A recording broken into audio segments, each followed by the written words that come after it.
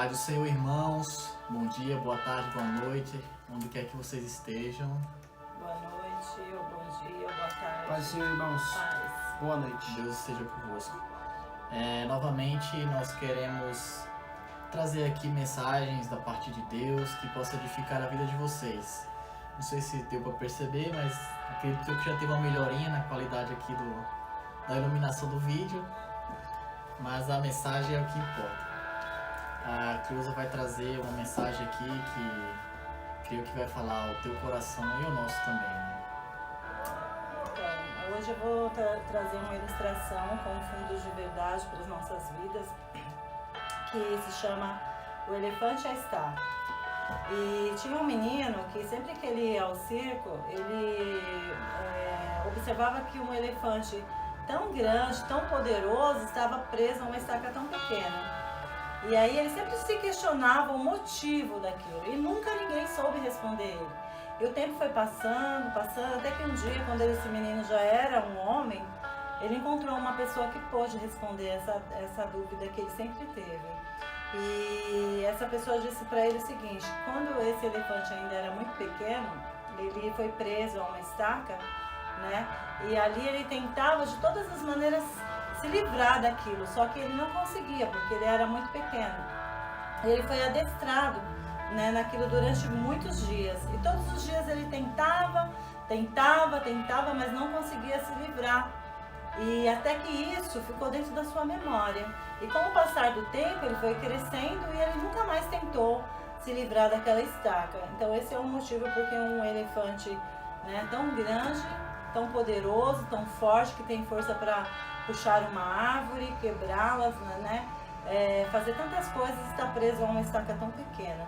E qual que é a verdade disso para a nossa vida? Que talvez por alguma coisa que aconteceu na sua vida, no seu passado, na sua infância, na sua adolescência, ou até mesmo nessa fase que você está vivendo agora, você está preso a essa pequena estaca. Talvez alguém disse para você que você não ia conseguir. Talvez alguém falou tanto essa frase para você que você gravou na sua memória que você não pode, né? Não posso e nunca poderei. Mas que você possa, em nome de Jesus, né, tomar uma atitude através dessa mensagem. Você pode sim, porque Deus ele te dá essa força para você conseguir. Não deixe que nada, nenhuma palavra, mesmo que tenha sido uma palavra lançada contra a tua vida, que hoje tem te impossibilitado de caminhar, Jesus ele tem o poder de te libertar. A palavra do Senhor ela é libertadora. Que você escute essa mensagem, que você analise a sua vida. E se você tiver alguma frase que sempre está saindo pela sua boca, não posso e nunca poderei, tenta de novo, porque com certeza você vai conseguir, você vai superar esse sentimento que está aí dentro do seu coração. Peça sabedoria a Deus que Ele vai te dar. Amém? Amém. Jesus falou: vinde a mim todos vós que estáis cansados e oprimidos, e eu vos aliviarei. Amém. Forte essa mensagem, muito forte. Eu queria trazer... Eu até pensei, sabe, eu tava em casa pensando... eu lembro que eu era moleque e escutava muito a minha avó escutando rádio, né? E acabava sem querer tendo que escutar, né? Não tinha outra opção. E no rádio tinha, tipo, dependendo do... Como é que eu posso dizer? Do programa, sempre tinha aquela vinheta. Eu tava pensando, né? Eu quase criar uma vinheta, tipo, a curiosidade do dia. Mas o Vaza, que tem a voz mais bonita, ele podia falar aqui, né? Anuncia aí a curiosidade. A curiosidade do dia. Não, a voz Não, mentira. ele quer Uma cantar. musiquinha e tal. É igual quando Vai. passava policial, a sirene lá tocando. Alguma Vai, coisa... inventa aí agora. Como assim? Tipo, uma Uma melodia. chamada pra uma chamada. curiosidade. Vai. Cantando? Você Sim, fala?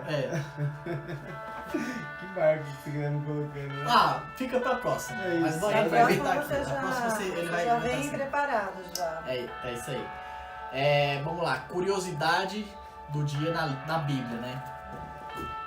Ainda lá em Gênesis. Só lembrando, novamente, que eu não sou dono da verdade. Dono da verdade, ou a verdade, morreu há muitos anos por nós. Então aqui é uma tentativa de explicar algo.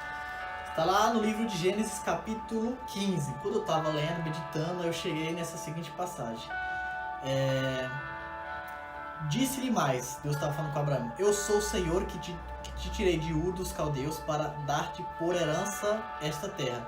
Perguntou-lhe Abraão: Ó Senhor Deus, como saberei que hei de herdá-la? Respondeu-lhe: Toma-me uma novilha de 3 anos, uma cabra de 3 anos, um carneiro de 3 anos, uma rola e um pombinho. Abraão trouxe-lhe todos esses animais, partiu-os pelo meio e pôs cada parte em frente uma da outra, as aves porém não partiam. Eu achei estranho esse negócio. Basicamente aqui, ele pegou os animais, partiu no meio, matou, partiu eles, aí colocou uma banda do lado, uma banda do outro, uma banda do lado, uma banda do outro.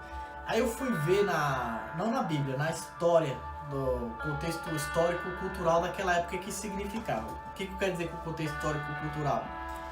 É que naquela época era uma linguagem que eles entendiam, né? Se fosse hoje, porque Abraão falou aqui, olha, como saberei que hei de herdá-la? Porque Deus já havia feito várias promessas, e Abraão, né, naquela assim, mas como que eu vou saber, né? Uma coisa que parece para ele parecer tão impossível, então ele queria uma garantia. Se fosse nos dias de hoje, eu fico imaginando que Deus ia pegar Abraão, vamos lá no cartório, a gente vai firmar um contrato, e ele ia firmar um contrato. Então esse contrato aqui é garantia, mas naquela época era diferente.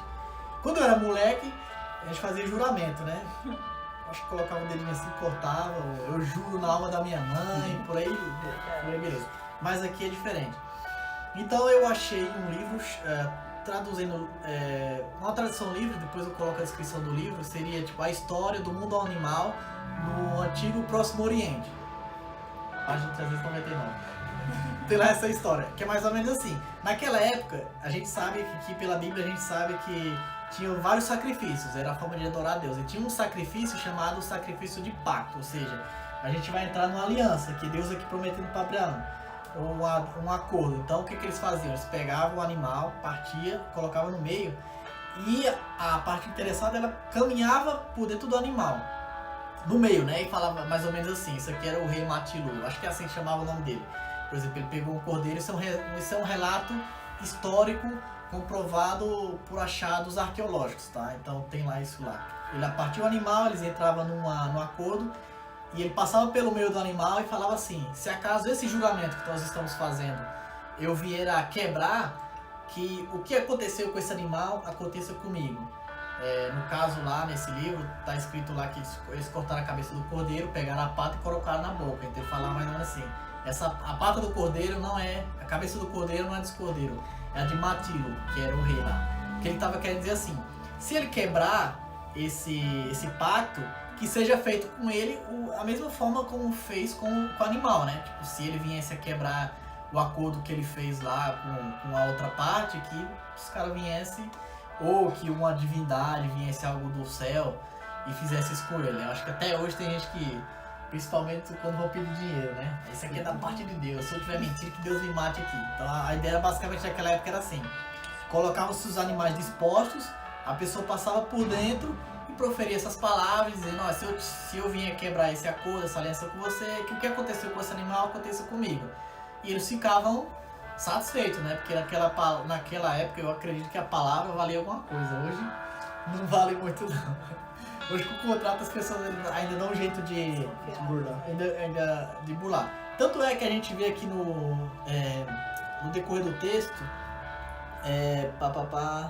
fez uma aliança Abraão dizendo, a gente vê uma tocha de fogo passando no meio dos animais, né? Caracterizando o pacto de Deus. Abraão meio assim.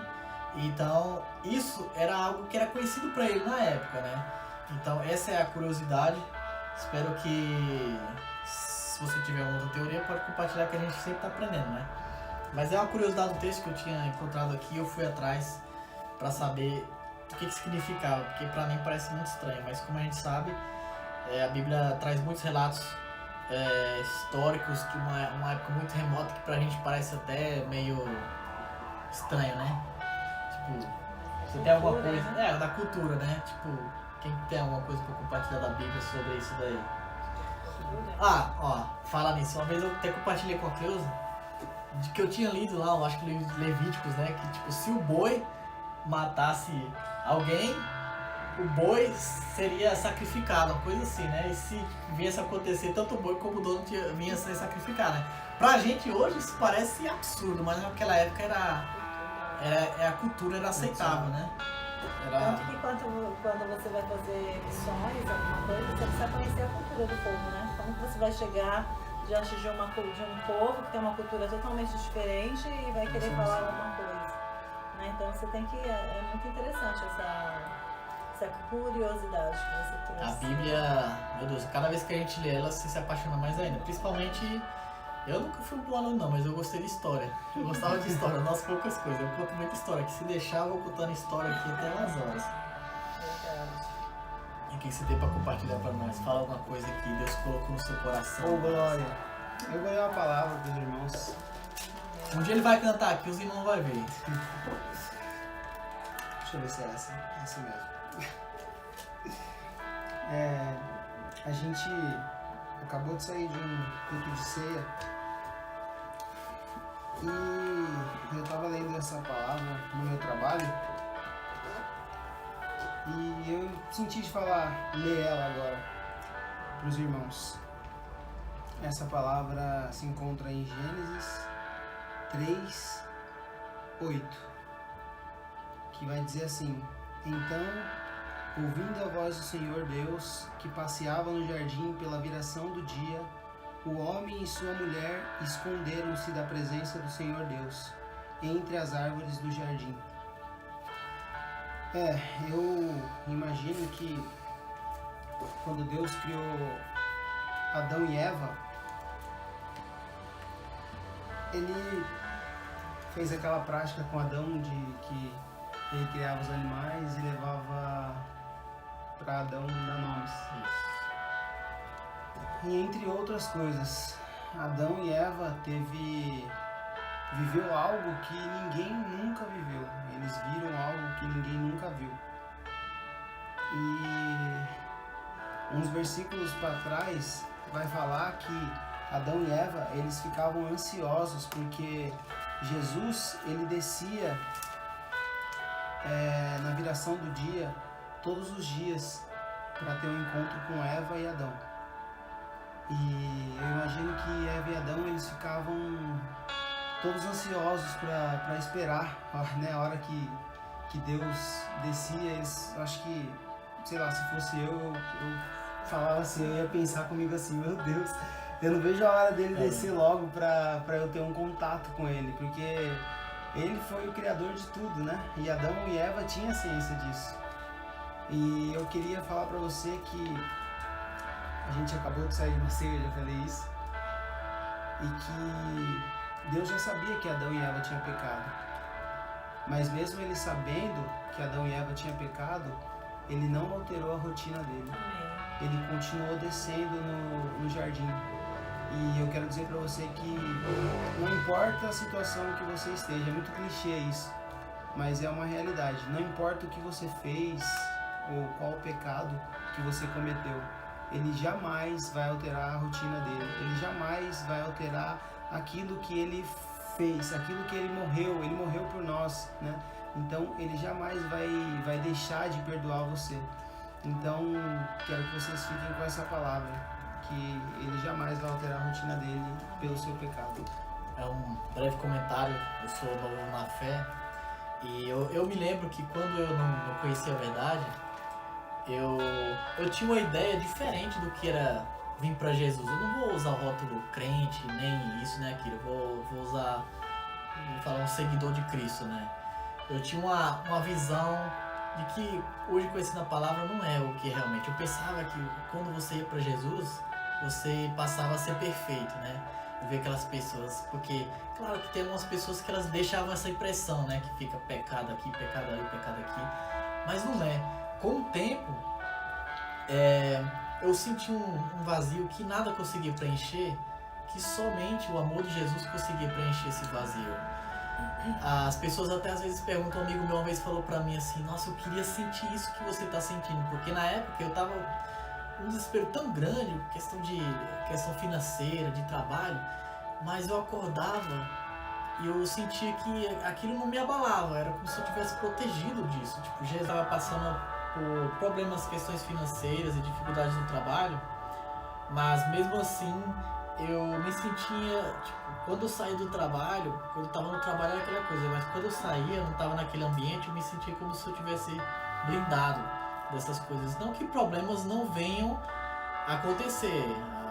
Em momento algum, Jesus prometeu que não haveria problema, não é isso. Mas a questão é que é algo que só Ele mesmo, é um vazio mesmo que só Jesus mesmo consegue preencher. Não tem outra coisa no mundo, não vai ser amor, não vai ser amor marital, não vai ser amor, um emprego novo, dinheiro, não vai ser nada, só Jesus mesmo que consegue preencher esse vazio.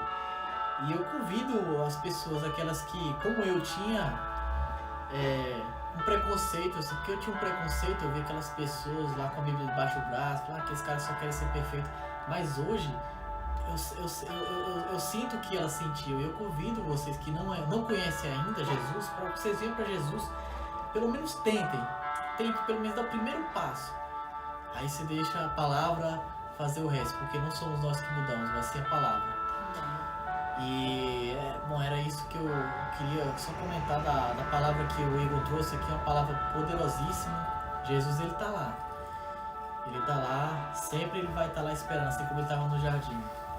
O pecado não mudou a rotina dele, e não é porque hoje a gente está aqui que a gente não peca, não é disso, não é nada disso. Mas o amor dele transborda todas as barreiras. Então, fiquem com essa palavra.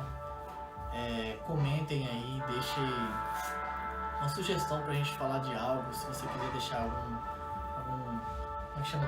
Testemunho, né? Se quiser deixar algum testemunho pra gente falar aqui, sinta-se à vontade, comente, compartilhe. Que esse ato de você compartilhar, quem sabe uma pessoa que está precisando de uma palavra, e essa palavra venha falar com ela, e nesse momento venha preencher um vazio que está dentro dela. Então fique com Deus, fique com essa palavra em nome de Jesus. Amém. Fiquem com Deus.